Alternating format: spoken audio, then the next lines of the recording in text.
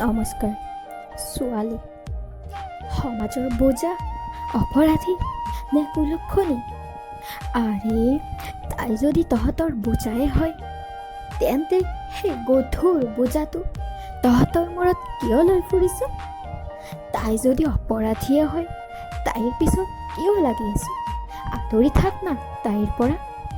তাই যদি কুলক্ষণীয়ে হয়, ইমান বিচাৰি ফুৰিব কি দৰকাৰ?